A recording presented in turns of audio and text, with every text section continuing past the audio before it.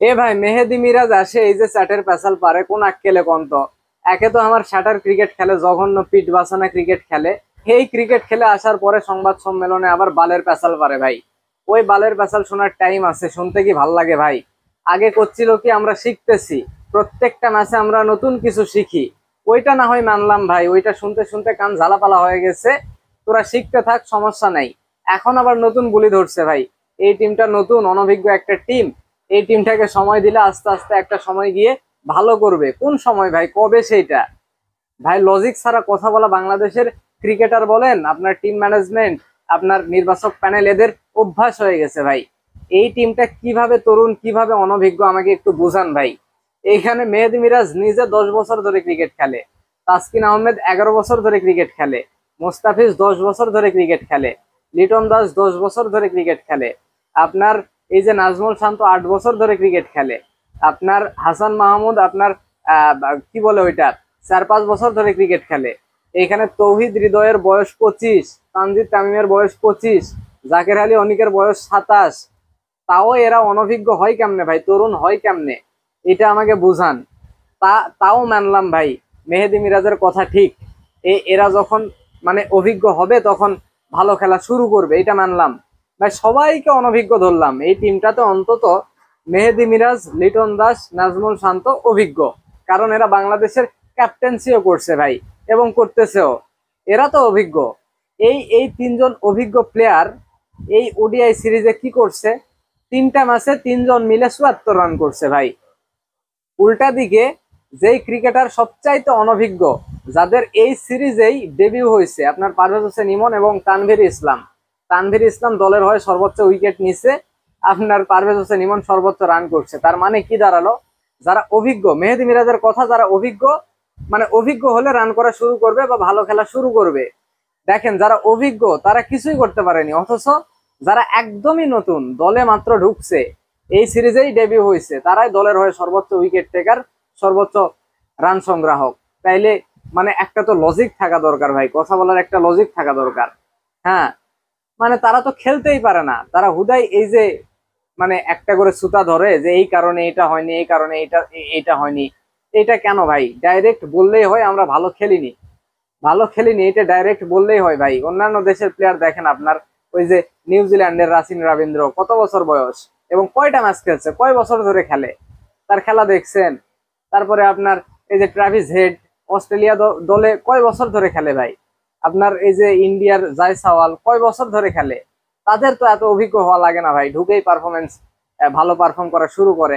তারা কেমনে করে? এইগুলো না হয় বাদ দিলাম, তাদের আপনার ঘরোয়া ক্রিকেটের অবকাঠামো খুবই ভালো, এই জন্য তারা ভালো খেলে, প্রস্তুত হয়ে জাতীয় দলে আসে। বাংলাদেশে সেই সিস্টেম নাই। সেই সিস্টেম যে নাই, এটা কার দোষ ভাই? কার দোষ? এটাও মানলাম, সমস্যা নাই, ক্রিকেটারদের কোনো দোষই নাই। এই যে টি-20 ফরম্যাটে আসি, যেহেতু টি-20 ফরম্যাটের খেলা শুরু হয়ে যাবে, এইখানে দেখেন আপনার ইয়ের সাথে কি করছে। ইউএইর সাথে প্রথম ম্যাচটা মানে জিতলো, প্রথম ম্যাচটা জিতছে, তাও টেনে টুনে, বুঝছেন? মানে মানে ডমিনেট করে যে জেতা, বাংলাদেশ একটা র্যাঙ্কিং এর 10-এর বাইরের একটা টিমের সাথে খেলতেছে, ডমিনেট করে যে জিতবে সেটা পারেনি, টেনে টুনে জিতছে। দ্বিতীয় ম্যাচটাতে 200 রান করছে, 200 রান করেও হেরে গেছে ভাই। মানে একটু ভালো উইকেটে যদি খেলা হয়, দেখবেন বাংলাদেশ আর পারতেছে না ভাই। ভালো উইকেটে খেলা হলে বাংলাদেশ 200 করলে দেখবেন বলাররা আটকাইতে পারতেছে না। আবার প্রতিপক্ষ যদি 200+ রান করে, বাংলাদেশ আবার ব্যাটিং করে সেটা ক্রস করতে পারতেছে না। হ্যাঁ, তার মানে কি দাঁড়ালো? বাংলাদেশ আসলে খারাপ ক্রিকেটটা খেলতেছে, তারা আসলে খেলতেই পারে না। এইটা আগে মানা লাগবে ভাই, তারা খেলতেই পারে না। এই যে তৃতীয় ওয়ানডে শ্রীলঙ্কার সাথে, মেহেদী মিরাজ নিজেই সংবাদ সম্মেলনে এসে বলছে উইকেট ভালো ছিল, আমরা ব্যাটিং এ খারাপ করছি। হ্যাঁ, যেখানে উইকেট ভালো সেইখানে তৌহিদ হৃদয় 78 বলে 50 করে আউট গেল কেন ভাই? 78 বলে এই 50 কেন করা লাগলো? 78 বলে সে 80-90 রানের একটা ইনিংস এই ভালো উইকেটে খেলতে পারলো না কেন? কেন পারলো না? এই ভালো উইকেটে কেন তারা 286 রান করতে পারলো না ভাই? কেন পারলো না? তার মানে কি? তারা পারে না, তারা ব্যাটিংই পারে না, তারা খেলতেই পারে না, এটা মানা লাগবে ভাই। এই যে আপনার ইয়েতে গেছে, পাকিস্তানে গেছে, গিয়ে 3টা টি-20 সিরিজ, 3 ম্যাচের একটা টি-20 সিরিজ খেলে আসলো। 3টা ম্যাচে বাংলাদেশ সামান্যতম একটা ইয়েও করতে পারেনি, মানে প্রতিদ্বন্দ্বিতাও করতে পারেনি ভাই, কোনো ডমিনেটই করতে পারেনি। হ্যাঁ, একদম মানে ঝাঁঝরা হয়ে মানে হেরে আসলো তারা। হ্যাঁ মানে তার মানে কি দাঁড়ায়, পাকিস্তানের মতো ভালো উইকেট পৃথিবীতে আর কই আছে ভাই, কই আছে? হ্যাঁ মানে পৃথিবীর যদি কোথাও রান না হয় পাকিস্তানে রান হবে, পাকিস্তানের ব্যাটসম্যানরা গিয়ে রান পাবে। এইখানে ওই যে টেস্ট ক্রিকেটে দেখেন, ইয়ে কি বলে ওইটা, হ্যারি ব্রুক গিয়ে 317 রান করে দিল। হ্যাঁ মানে সব, যত পৃথিবীর খারাপ ব্যাটসম্যান আছে, হ্যারি ব্রুককে বলতেছি না, সে অবশ্যই ভালো ব্যাটসম্যান, খুবই ভালো ব্যাটসম্যান, এমনিতেই বলতেছি যত খারাপ ব্যাটসম্যান আছে তারাও দেখবেন পাকিস্তানে গিয়ে রান করতেছে। আপনার এই যে পিএসএল এ যত ওখাস্টা মার্কা ব্যাটসম্যান আছে, তাদের ঘরোয়া ক্রিকেটের যে নতুন মুখগুলো আছে তারাও দেখবেন ইচ্ছা মতো মারতেছে, তাও ভালো ভালো বলার গুলো এইরকম পিচ। সেইখানে গিয়েও বাংলাদেশের ব্যাটিং ভালো হয়নি, তারা ভালো ব্যাটিং করতে পারেনি। তার মানে কি, তাদের সমস্যা আছে ভাই, তাদের ব্যাটিং এর সমস্যা, তারা পারে না, তারা পারে না ভাই, তাদের তাদের টেকনিক দুর্বল। এইগুলা মানা লাগবে ভাই হুদাই। এই যে এই সুতা খুঁজে লাভ নেই যে ইয়ে তরুণ টিম অভিজ্ঞ হলে একটা সময় গিয়ে ভালো খেলবে। কত সময় লাগবে? আর একজন ক্রিকেটার 10 বছর 11 বছর করে ক্রিকেট খেলতেছে, তাও বাংলাদেশকে একটা রেজাল্ট এনে দিতে পারতেছে না, আবার বলে যে সময় লাগবে। আর কত সময় লাগবে?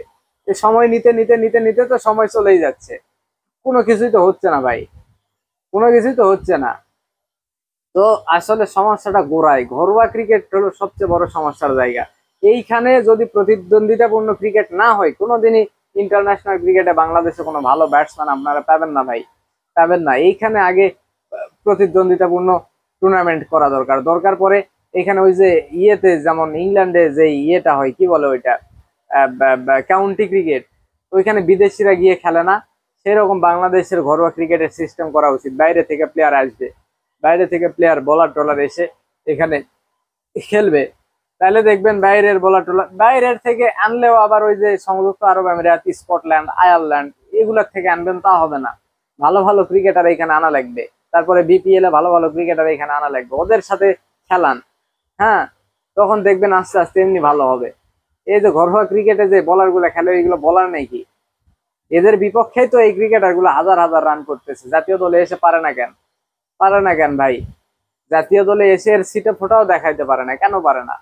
আমাদের ঘরোয়া ক্রিকেটে যেই কোয়ালিটির ক্রিকেট হয় ইন্টারন্যাশনালে, মানে হাজার হাজার গুণ উপরে, এজন্য তারা পারে না, বাস্তবতা এইটাই।